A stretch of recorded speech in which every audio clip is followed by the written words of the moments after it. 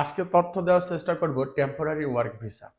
Temporary work visa কিন্তু Saudi আরবে একটা সময় চালু করেছে, অর্থাৎ বিভিন্ন কোম্পানি বা প্রতিষ্ঠান তারা তাদের সিজনাল লোকজন নিয়ে আসার জন্য কিন্তু টেম্পোরারি ওয়ার্ক ভিসাটা চালু করছে। এখন এই ভিসাটাই কিন্তু বাংলাদেশ থেকে অনেক এজেন্সি বা বিভিন্ন মাধ্যমে বাংলাদেশ থেকে অনেক লোক আসছে এই টেম্পোরারি ওয়ার্ক ভিসাতে। এই টেম্পোরারি ওয়ার্ক ভিসাটা আসলে কি? এই টেম্পোরারি ওয়ার্ক ভিসাটা হচ্ছে একটা সিজনাল ভিসা বা একটা নির্দিষ্ট সময় সাপেক্ষ একটা সময় দিয়ে যে ভিসাটা হয় এটা হচ্ছে টেম্পোরারি ভিসা। টেম্পোরারি ভিসা হয়ে থাকে সর্বোচ্চ 1 বছরের জন্য, বা 3 মাস পর পর রেনু করতে হয়। 3 মাস পর পর রেনু করার পরে আপনাকে 1 বছরের ভিতরে সৌদি আরব থেকে বের হয়ে যেতে হবে।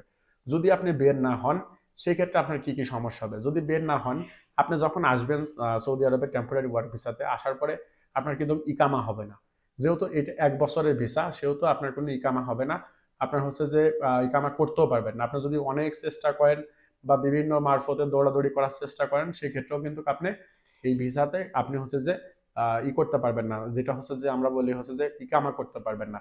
এই টেম্পোরারি ভিসাটা দেওয়া হয় হচ্ছে সিজনাল কাজের জন্য। দেখা যাচ্ছে একটা প্রতিষ্ঠানের কিছু হয়তো লোক দরকার, তারা হয়তো 1 বছরের ভিতর তার কাজটা উঠে যাবে বা 6 মাসের ভিতর কাজ শেষ হয়ে যাবে। তখন কিন্তু এই সৌদি হুকুমা থেকে সেই ভিসাগুলো বের করে টেম্পোরারি ওয়ার্ক ভিসা। এবং টেম্পোরারি ওয়ার্ক ভিসার ভিতরে কিন্তু খুব সুন্দর করে লেখা থাকে যে এটা টেম্পোরারি ওয়ার্ক।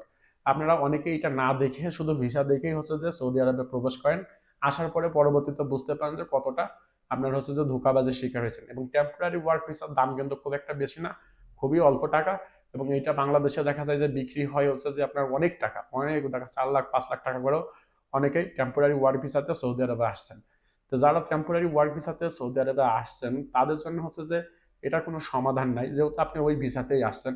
এটার জন্য কোনো সমাধান নাই, আপনাকে ওই 1 বছরের ভিতরে সৌদি থেকে বের হয়ে যেতে হবে, না হলে আপনি অবৈধ হয়ে সৌদি আরবে থেকে যাবেন। যদি অবৈধ হয়ে সৌদি আরবে থেকে যান সেক্ষেত্রে কোনো সময় পুলিশে যদি আটক করে বা পুলিশে যদি আপনাকে ধরে পাঠায় সেক্ষেত্রে আপনার দেখা যাচ্ছে যে অনির্দিষ্টকালের জন্য সৌদি আরবে ব্যান হয়ে যাবেন। অর্থাৎ এটা 5 বছরের জন্য হইতে পারে, 3 বছরের জন্য হইতে পারে, এটা হচ্ছে অনির্দিষ্টকালের জন্য সৌদি আরব থেকে আপনি ব্যান হয়ে যাবেন, কারণ আপনার ভিসাটা সঠিক না।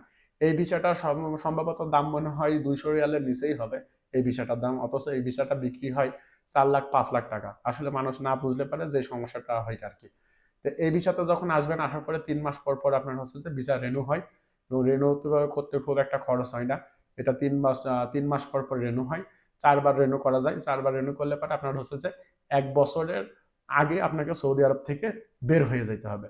যদি বের না হন সেক্ষেত্রে আপনি ওই ভিসার মেয়াদ শেষ হওয়ার পরে আপনি কিন্তু অবৈধ প্রবাসী হিসেবে আপনি হচ্ছে যে গণ্য হবেন। এবং যারা ওয়ার্ক পারমিট ভিসাতে আসে সৌদি আরবে তারা কিন্তু একটা সময় অবৈধ হইলেও কিন্তু বৈধ হওয়ার সুযোগ পায়। কিন্তু টেম্পোরারি ভিসাতে যারা আসবেন তারা কিন্তু অবৈধ হইলেও বৈধ হওয়ার কখনোই সুযোগ পাবেন না। কারণ হচ্ছে এই ভিসাটা ওই ক্যাটাগরির হিসাব করেই বানানো হয়েছে যে এটার কোনো সুযোগ নাই, ইকামা হবে না, এদের বৈধ হওয়ার কোনো সুযোগ দেওয়া হবে না। এরকম কোনো সিস্টেম এখন পর্যন্ত সৌদি আরবে দেখা যায় নাই। তাই যারা আসবেন একটু ভিসাটা চেক করে দেখে শুনে তারপরে আসবেন।